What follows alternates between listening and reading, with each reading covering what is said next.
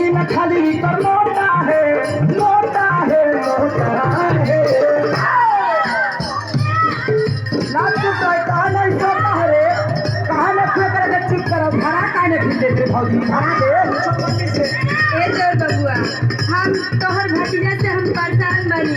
हम अभी चाहतन भैया के बोला के कोनो हॉस्टल में दे दे हमरा के लड़का उनका ना पोसाई भाई 3 महीने का लड़का हॉस्टल में के पोसी रे हैं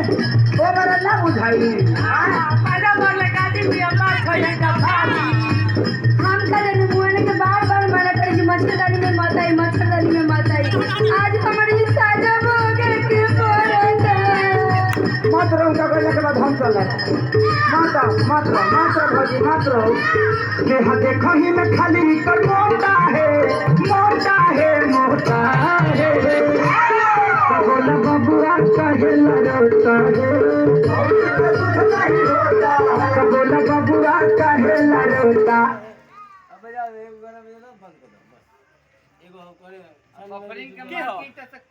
वीडियो बनाते हैं फिर से बना ली हो